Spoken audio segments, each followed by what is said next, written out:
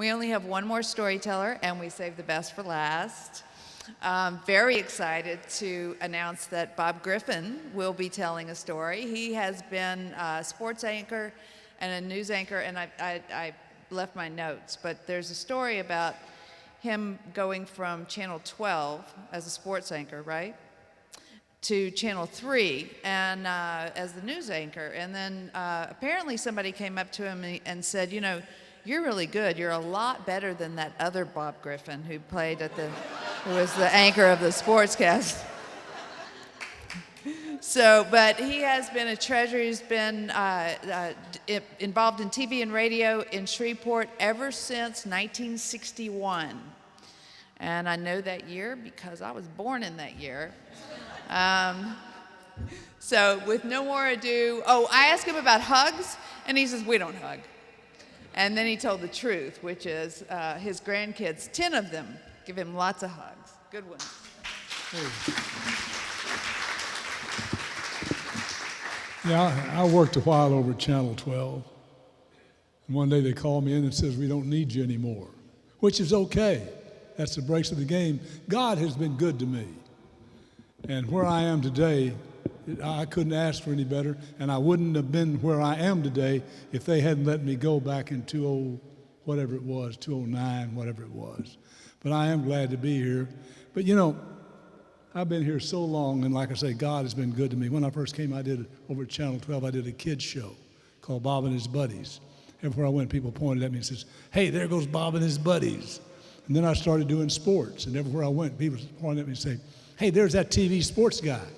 And then I did Ivan Smith commercials, and the people would come up to me, and a little girl came up to me at church, kicked me in the shin, and says, I know who you are. And I said, who am I, honey? She says, you're the furniture man. And then Channel 12 did let me go, which is part of the ball game. I have no resentment toward them. In fact, they're still friends over there. And I was in my wife's Z3, which we bought while I was still working, and a big dually pickup truck pulled up beside me, and the guy looked down at me and says, hey, I know who you are. And I said, who am I, son? He says, you're that out-of-work TV guy. But I want to reiterate that God has been good with me. I'm where I'm supposed to be, and it's a wonderful world. I want to tell you a story. But when you get to be my age, 80, you don't want to stand up. So let me figure this out. Now, see, at a TV station, somebody would do this for me. I wouldn't have to do it.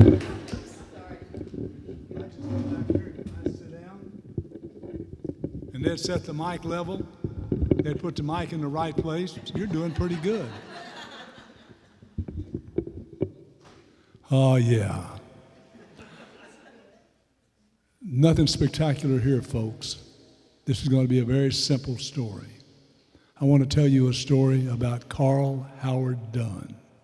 Carl Howard Dunn was born on a sharecropper's farm down in southeast Arkansas near Lake Village. He was one of 7 brothers and sisters. His father was a sharecropper. His father's father was a sharecropper. His father's father's father was a sharecropper. During World War I, Carl Howard's dad went up north during World War I before he was shipped overseas and met a lady from Massachusetts and brought her back with him after the war to Lake Village to the sharecropper's farm. Well, the lady happened to be part Indian. Iroquois, we think, but part Indian. Of course, the sharecroppers, very much prejudiced, had a caste system. They would have nothing to do with the woman because she was Indian. She wasn't white. And so Carl Howard's father lived long enough to father 7 children. There was Marilyn, the youngest one. Then there was Carl Howard. And then there was a sister a couple of years older than he was called Helen. And then there was a brother older than that called Clifford. And then there was another sister, Janet, and another sister, Matilda. And then the oldest of the family, Tommy. So there were 7 children. And after Carl's dad had fathered 7 children, he had swamp fever. We call it malaria. After he had swamp fever, and he died from it. And that left the mother, Hazel was her name, part Indian, that left her with 7 kids. She could not read or write. She was totally uneducated, no skills, no talent. She's got 7 kids, so what does she do? She turns to men, the only thing she can do, and she's supporting the family.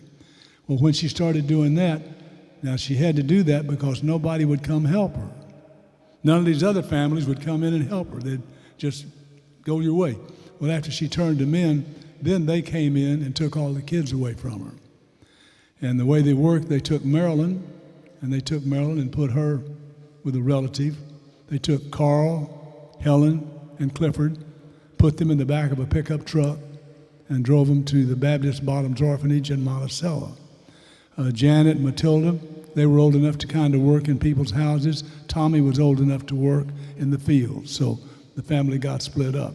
But for Carl, he had a few memories. He had a few memories of when he still lived at home. And one of the memories was when his brother, Clifford, nearly cut the end of his finger off while they were building a little cabin. He remembered that. And the only other thing he remembered besides sliding down the back of a dump truck, was he could remember at night hearing beds squeaking, springs. That was his memory of when he was little. Well, he got to the orphanage with his sister and his brother, and Carl did not like the orphanage. First of all, he did not like standing outside a window at night while a guy called Pop Pugh paddled somebody who had tried to run away. And they made him stand outside the window and listen to him crying. He didn't like the fact that his brother took advantage of the fact that he was smarter than Carl. And there was a little pear tree next door to the orphanage. And his brother, Clifford, would send Carl across the fence to swipe pears. And Carl got caught and got in trouble. He didn't like that. But probably what Carl liked least of all was they fed him a lot of beans. That's all they fed him was beans, and he didn't like that. And they ate in a basement, a very low basement, which was very, very depressing. But anyway, that's where Carl was. And so one day, his mother only came to see Carl one time. And his mother came and she brought him a piggy bank. She brought Carl a little hammer and saw set that you could saw with, and a tricycle. Well, they took the piggy bank away from Carl immediately because they told him, you don't need money, all 5 pennies or whatever it was. And then one day, Carl found out that saw would really saw. And so he went to work on some of the knobs on some of the chest of drawers, cut them off, so they took that away from him. Now, Carl, remember, by this time was about 4 years old. And the way you knew whether you could go to church or not, if when you left the orphanage, if you could walk across the cattle guard, do you know what a cattle guard is? If you could walk across the cattle guard, you could go to church. If your feet fell through, you couldn't. Well, Helen and Clifford were big enough to go to church. Carl wasn't, so they left Carl. Now, Carl was in the girls' dorm because of his age and his sister. Well, there was Carl, and he got to thinking, I'm bored, I'll get my tricycle out. So he got his tricycle out, and he realized that if he went from one end of the dorm to the other, there were toilets at each end. He could flush a toilet here, get on his tricycle, go to the other end, flush the other toilet, go back. When they came back, they had flooded the entire second floor. Carl lost his tricycle. So Carl was not happy with where he was. One day, they called him in and says, there's a family here, man and a woman, and they're looking for a little boy. Are you interested? And Carl says, just get me out of here. Don't care who or what. So they took him in and introduced him to the family. Carl really didn't care who they were, but he found the lady had a zipper on her dress.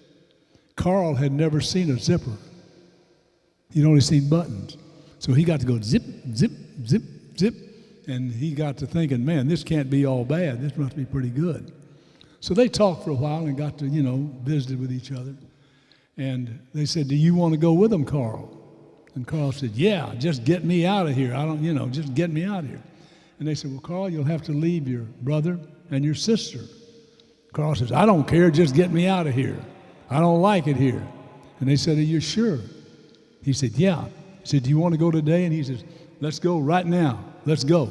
So they took Carl, put him in the car, and started driving with a man and a woman who were going to take him in. They were on the highway going, and Carl was just ecstatic. He was out of that orphanage. And the man and the woman looked at Carl and says, Carl, you're going to be our son now. He said, call me what you want, just get me out of here. He says, no, you'll be our son. And he said, good. He says, well, we'll have to change your name. And Carl says, I don't care. You know, Carl Howard Dunn, call me what you will, just get me out of here. And they says, okay, we're going to call you Robert Madison Griffin. And that's where I came from.